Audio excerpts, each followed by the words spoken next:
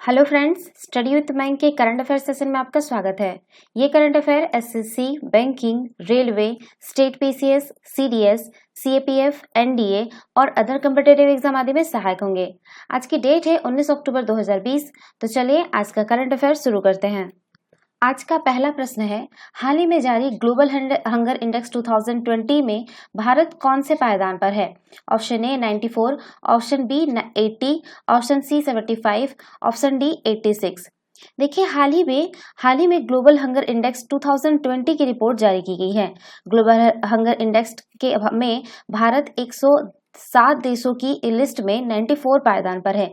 इस रिपोर्ट के अनुसार भारत में भूख का स्तर काफी गंभीर है।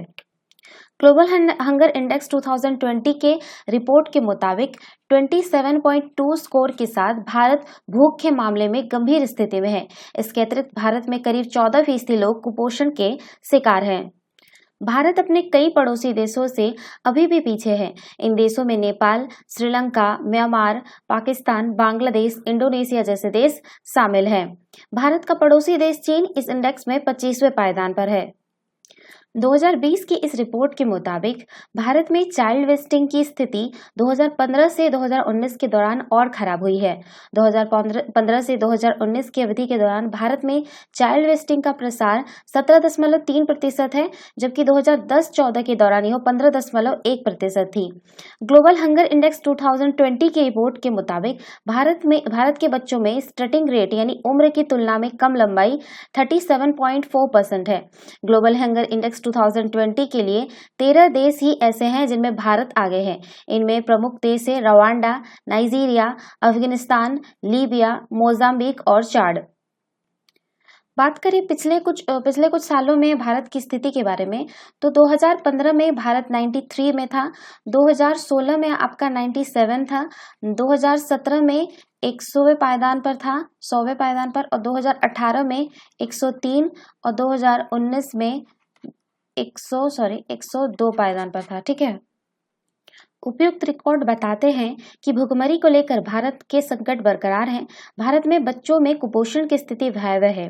बात करें ग्लोबल हंगर इंडेक्स के बारे में, तो ग्लोबल हंगर इंडेक्स दुनिया के देशों में भुखमरी व कुपोषण की गणना और इसके तुलनात्मक अध्ययन के लिए एक बहुआयामी साधन है। इस इंडेक्स में दिखाया जाता है कि दुनिया भर में भूख के खिलाफ चल रही देशों की लड़ाई में कौन सा देश कितना सफल और कितना असफल रहा है। भुखमरी से लड़ने में प्रगति और असफलताओं का आकलन करने के लिए हर साल GHI स्कोर की गणना की जाती है। इस इंडेक्स में उन देशों को शामिल नहीं किया जाता है जो विकास के ऐसे स्तर तक पहुंच चुके हैं जहां भुखमरी नाम मात्र की है।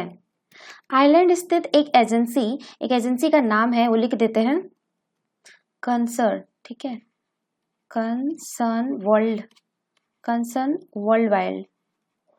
वाइड, और जर्मनी का है, ये आयरलैंड का है। ठीक है, आयरलैंड का है, लिख लीजिएगा, ये आयरलैंड का है। ठीक है, और एक जर्मनी का है, आपका जर्मनी का एक संगठन है वर्ल्ड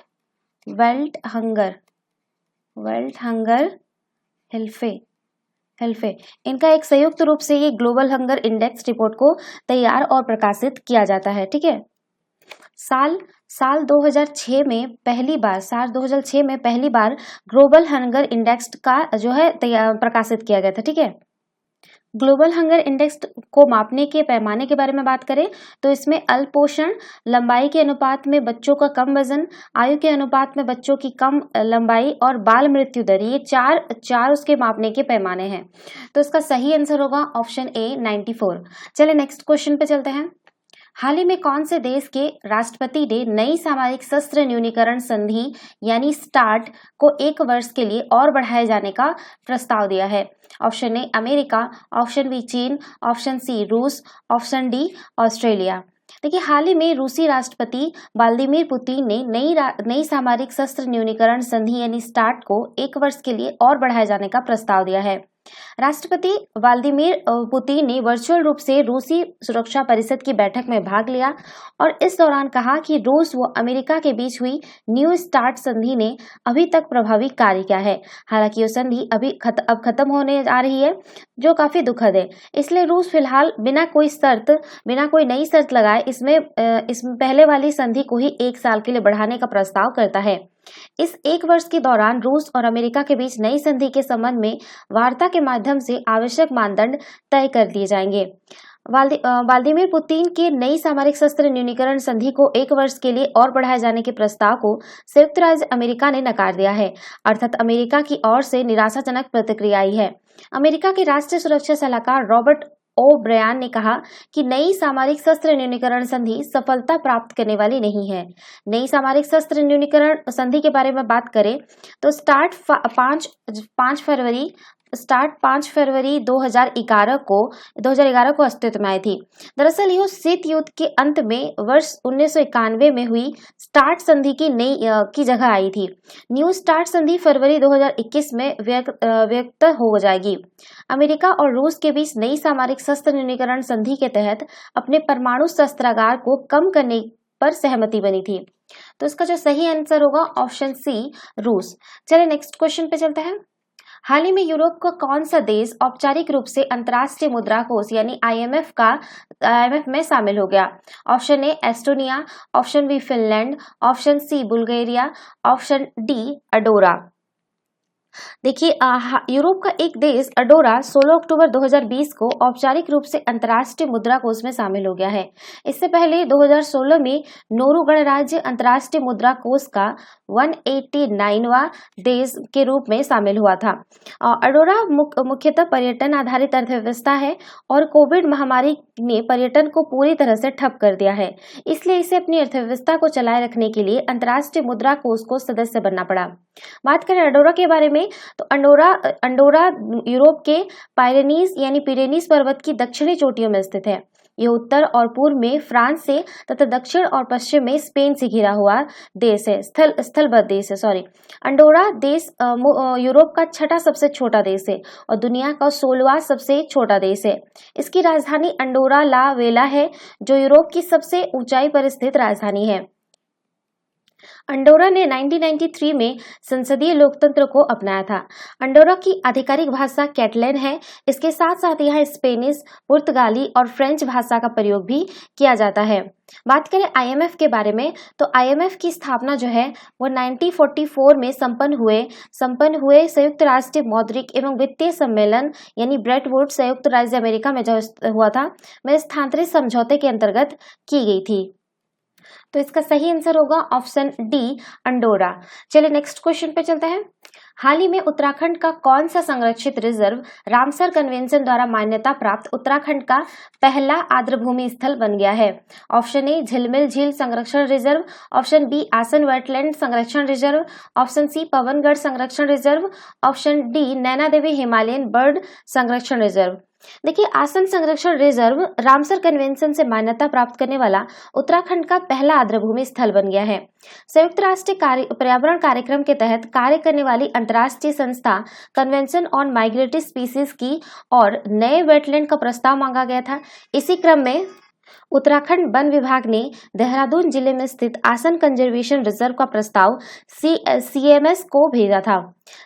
उत्तराखंड के देहरादून स्थित कंजर्वेशन रिजर्व आसन वेटलैंड को रामसर साइट में शामिल कर लिया गया है।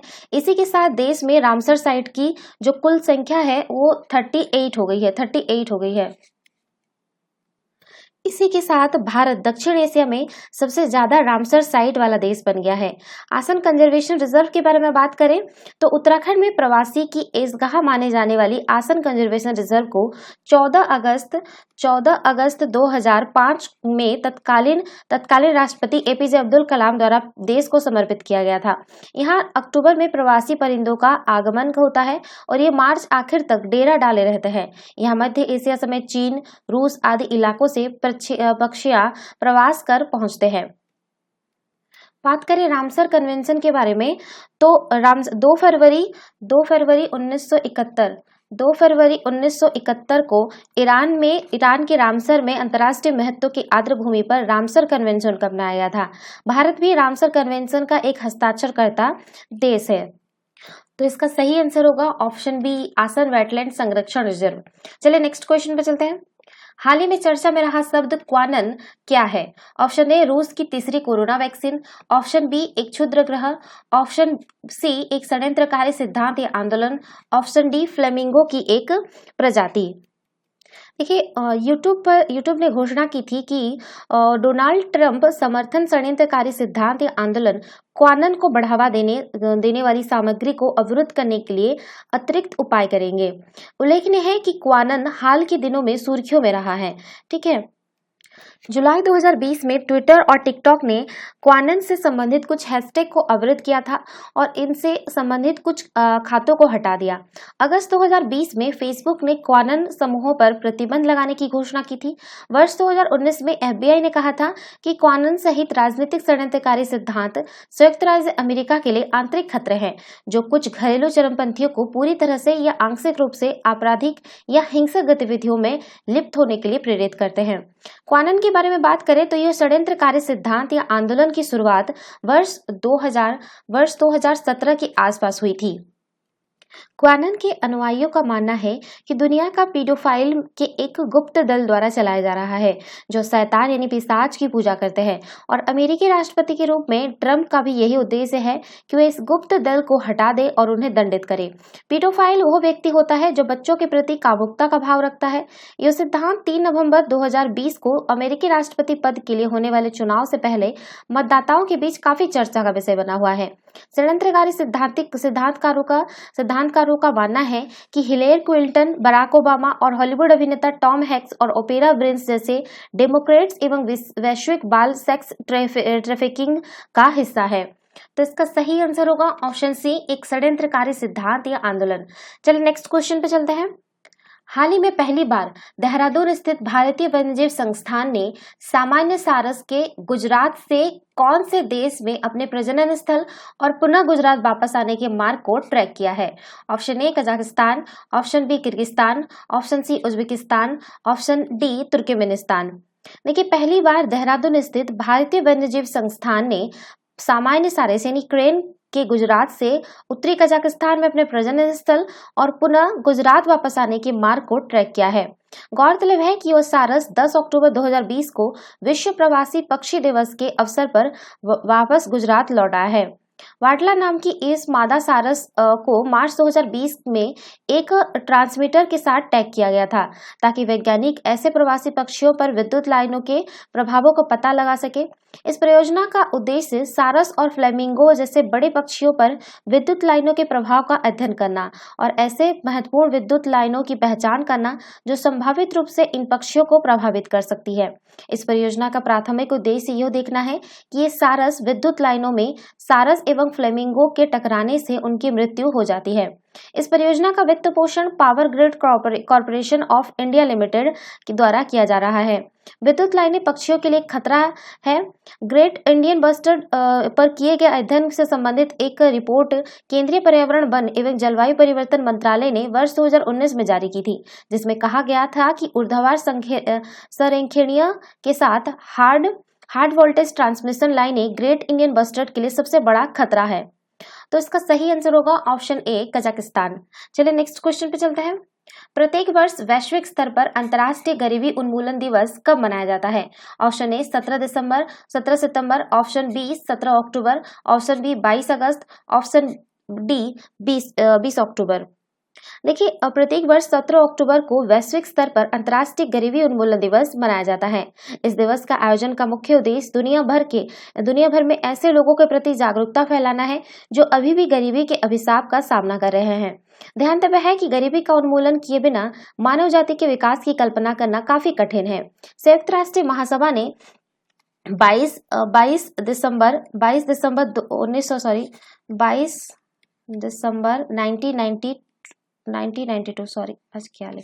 1992 को एक प्रस्ताव के माध्यम से 17 अक्टूबर को अंतर्राष्ट्रीय गरीबी उन्मूलन दिवस के रूप में मनाने की घोषणा की थी।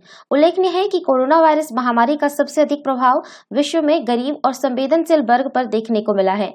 विश्व बैंक ने अपनी एक हालिया रिपोर्ट में आगाह किया है कि महामारी के प्रभाव के कारण वर्ष 2021 तक तकरीबन 150 मिलियन लोग अत्यंत गरीबी की श्रेणी में आ सकते हैं।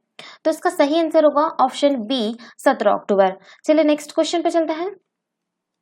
हाल ही में सर्वोच्च न्यायालय ने पूर्व न्यायाधीश मदन बी लोकुर के नेतृत्व में एक संसदीय समिति का गठन किस उद्देश्य के लिए किया है? ऑप्शन ए टीवी मीडिया हेतु नए मानदंडों के लिए, ऑप्शन बी यमुना नदी के बढ़ते प्रदूषण स्तर हेतु समाधान के लिए, ऑप्शन सी नई शिक्षा नीति के क्रियान्वयन के लिए, ऑप्शन डी पराली जलाने की घटनाओं की निगरानी एवं रोकथाम के लिए। देखिए, भारत के मुख्य न्यायाधीश शरद अरविंद बोबड़े के नेतृत्व में सर्वोच्च न्यायालय की एक खंडपीठ 3 राज्यों हरियाणा, पंजाब और उत्तर प्रदेश में किसानों द्वारा पराली जलाने की घटनाओं की निगरानी और रोकथाम के लिए सर्वोच्च न्यायालय के पूर्व न्यायाधीश मदन बी लोकुर की एक सदस्य समिति का गठन किया है। जस्टिस मदन बी लोकुर की एक सदस्य समिति राष्ट्रीय कैडर कोर यानी एनसीसी, राष्ट्रीय सेवा योजना और स्काउट्स गाइड के में तैनात स्वयंसेवक छात्रों की मदद से दिल्ली और इसके आसपास के क्षेत्रों में पंजाब, हरियाणा और उत्तर प्रदेश में पराली जलाने का कारण होने वाले प्रदूषण से निपटने का प्रयास करेगी। इस संबंध में तैयार की गई योजना के अनुसार स्वयंसेवक छात्र 3 राज्यों में राजमार्गों को अन्य क्षेत्रों में गश्त करेंगे और यह सुनिश्चित करेंगे कि खेतों में आग न लगे। सर्वोच्च न्यायालय ने कहा कि 3 राज्यों में मुख्य सचिव एक समिति को आवश्यक सुविधाएं प्रदान करेंगे और छात्र राज्य स्वयंसेवकों के लिए पर्याप्त परिवहन की व्यवस्था करेंगे।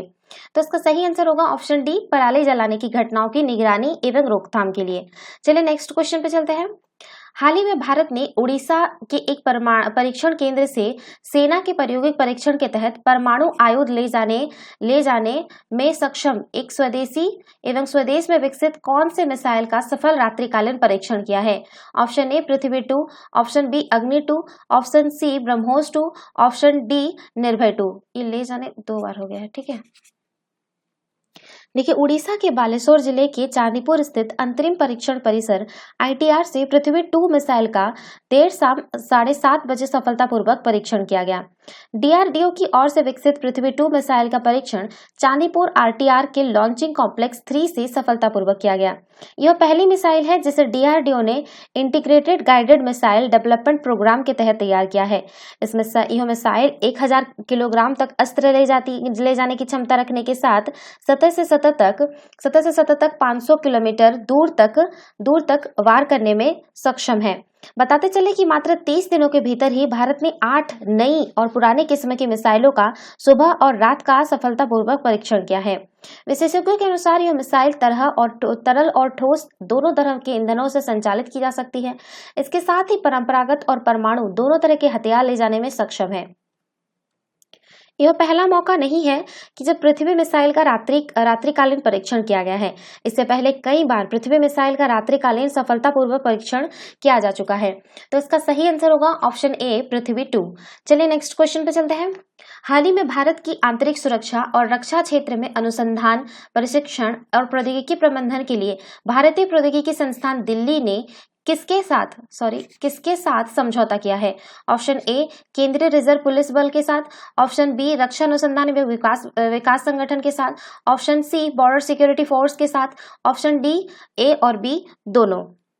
देखिए, भारत की आंतरिक सुरक्षा और रक्षा क्षेत्र में अनुसंधान, प्रशिक्षण और प्रौद्योगिकी प्रबंधन के लिए भारतीय प्रौद्योगिकी संस्थान यानी IIT दिल्ली, केंद्रीय रिजर्व पुलिस बल और रक्षा अनुसंधान एवं विकास संगठन के बीच करार हुआ है। IIT दिल्ली के जॉइंट एडवांस टेक्नोलॉजी सेंटर ने भारतीय सशस्त्र बलों को भविष्य की उन्नत तकनीक उपलब्ध कराने के लिए शोध किया जाएगा। IIT एक विशेषज्ञ समूह तैयार करने में भी मदद करेगा जो सुरक्षा बलों की अभियान संबंधी चुनौतियों के लिए तकनीकी समाधान खोजने की दिशा में काम करेगा। CRPF प्रवक्ता ने बताया कि CRPF के 40 इंजीनियरिंग स्नातक अधिकारियों व अधीनस्थ अधिकारियों की बैच IIT दिल्ली में शिक्षा कार्यक्रम के तहत 3 से 6 महीने का प्रमाण पत्र पाठ्यक्रम करेगा। इससे उन्हें जटिल चुनौतियों से निपटने, अभियान संबंधी और रणनीतिक जरूरतों को पूरा करने के लिहाज से विशिष्ट कौशल, क्षमता और ज्ञान मिलेगा। तो इसका सही आंसर होगा ऑप्शन डी, ए और बी दोनों। तो ये थे आज के करंट अफेयर। वीडियो पसंद आए तो लाइक, शेयर और कमेंट करना ना भूलें। साथ ही साथ चैनल को सब्सक्राइब करना ना भूलें। Thanks for watching. Have a nice day. Take care.